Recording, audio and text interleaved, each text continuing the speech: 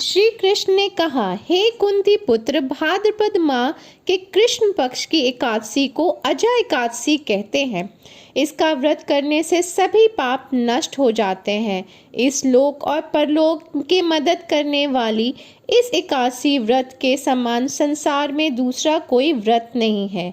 अजा एकादशी व्रत कथा। अब ध्यान पूर्वक इस एकादशी का महत्व श्रवण करो। पौराणिक काल में भगवान श्री राम के वंश में अयोध्या नगरी में एक चक्रवर्ती राजा हरिश्चंद्र नाम के एक राजा हुए थे। राजा अपनी सत्यनिष्ठा और ईमानदारी के लिए प्रसिद्ध थे। एक बार देवताओं ने इनकी परीक्षा लेने की योजना बनाई। राजा के स्वप्न में देखा कि ऋषि विश्वामित्र को उन्होंने अपना राजपाट दान कर दिया है। सुबह विश्वामित्र वास्तव में उनके द्वार पे आकर कहने लगे, तुमने स्वप्न में मुझे अपना राज दान कर दिया है। राजा ने सत्यनिष्ठा का व्रत पालन करते हुए संपूर्ण राज विश्वामित्र को सौंप दिया।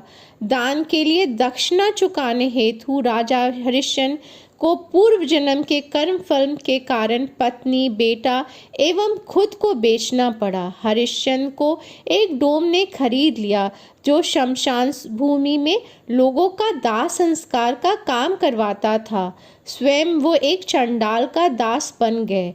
उनसे उस चंडाल ने यहाँ कफन लेने का काम किया, किंतु उनसे इस आपत्तित काम में भी सत्य का साथ नहीं छोड़ा। जब इसी प्रकार उनसे कई वर्ष बीत गए तो उन्हें अपने इस नीच कर्म पर बड़ा दुख हुआ और वह उससे मुक्त होने का उपाय खोजने लगे। वे सदैव ही इस चिंता में रहने लगे कि मैं क्या करूं, किस प्रकार इस नीच कर्म से मुक्ति पाऊं।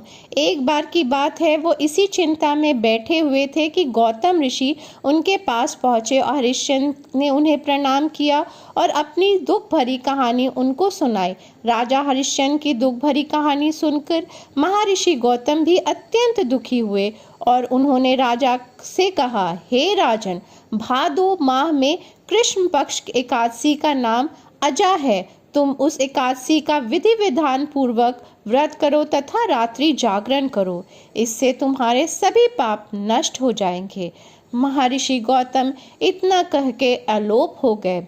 अजा नाम की एकादशी आने पर राजा हरिश्चंद्र ने महर्षि के कहे अनुसार विधान पूर्वक उपवास किया तथा रात्रि जागरण किया। इस व्रत के प्रभाव से राजा के सभी पाप नष्ट हो गए। उस समय स्वर्ग से नगाड़े बजने लगे तथा पुष्पों की वर्षा होने लगी। उन्हें अपने सामने ब्रह्मा, विष्णु, महेश तथा देवेंद्र आदि देवताओं को खड़ा पाया। उन्होंने अपने मृतक पुत्र को जीवित तथा अपनी पत्नी को राजसी वस्त्र तथा आभूषण के साथ परिपूर्ण देखा। व्रत के प्रभाव से राजा पुनः अपने राज को प्राप्त किया। वास्तव में एक ऋषि ने राजा की परीक्षा लेने के लिए सब कौतूहल किया था, परंतु अजा एकादशी के व्रत के प्रभाव से ऋषि द्वारा रची गई सारी माया समाप्त हो गई। अंत में समय में हरिश्चंद्र अपने परिवार सहित स्वर्ग लोक को गए। हे राजन, यह सब अजा एकादशी का व्रत का प्रभाव है। जो मनुष्य उपवास करके विधान पूर्वक तथा रात्रि जागरण करते हैं, उनके सभी पाप नष्ट हो जाते हैं। अंत में स्वर्ग को प्राप्ति होती है।